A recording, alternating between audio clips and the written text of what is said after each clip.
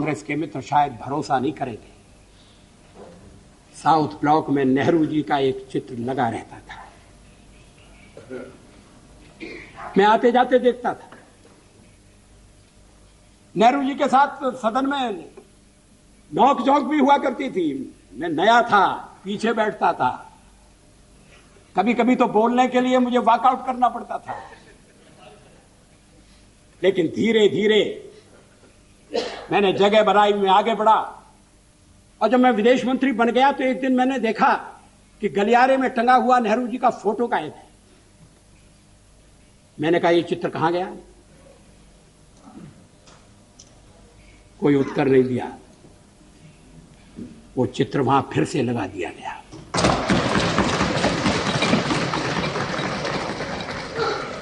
क्या इस भावना की कद्र है? क्या देश में ये भावना पनप है?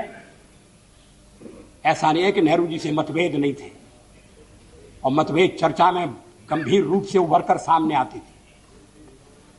मैंने एक बार पंडित जी से कह दिया था कि आपका एक मिला जुला व्यक्तित्व है, और आप में चर्चिल भी है और चैम्बरलेन भी है। वो नाराज नहीं हुए। शाम को किसी बैंक्वेट में मुलाकात हो गई और उन्होंने कहा, आज तो बड़ा जोरदार भाषण दिया है, और हंसते हुए चले गए। आजकल ऐसी आलोचना करना दुश्मनी को दावत देना। लोग बोलना बंद कर देंगे। क्या एक राष्ट्र के नाते हम मिलकर काम नहीं कर सकते? क्या एक राष्ट्र के नाते हम सब आने वाले संकटों का सामना नहीं कर सकते? एक शताब्दी खत्म हो रही है, दूसरी शताब्दी दरवाजे पर खड़ी है।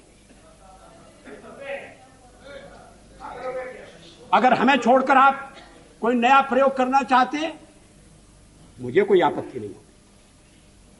लेकिन हम जो प्रयोग कर रहे हैं, उस प्रयोग को आप सफल होने दें, ये मैं आपसे अनुरोध जरूर करना चाहता हूं। जब जेनेवा में मानवाधिकारों के सम्मेलन में कश्मीर के सवाल को हमारे पड़ोसी ने उठाने का फैसला किया, तो फिर उस समय के प्रधानमंत्री श्री नरसिंह राव की नजर मेरे ऊपर गई कि मैं वहां जाकर भारत का प्रतिनिधित्व करूं। हमारे पड़ोसी देश के लोगों को बड़ा आश्चर्य हुआ, वहां के नेताओं को बड़ा ताज्जुब हुआ। किसी नेता ने कहा भी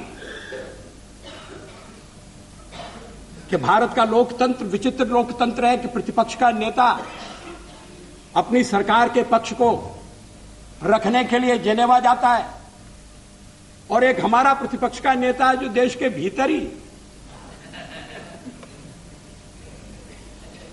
ऐसी कठिनाइयां पैदा करता है जिससे अंतर्राष्ट्रीय बाधाएं और उत्पन्न होती हैं। लोगों ने कहा कि नरसिंह राव जी सरल आदमी नहीं है, बड़े चतुर आदमी हैं। ये मत समझिए कि वो केवल देश की एकता का प्रदर्शन करने के लिए भेज रहे हैं। कहीं कहीं उनके मन में यह भी हो सकता है कि अगर जेनेवा में बात नहीं बनी और खिलाफ प्रस्ताव पास हो गया, तो दोष में हिस्सा बटाने के लिए वाजपेयी भी बलि का बकरा बनाया जा सकता है।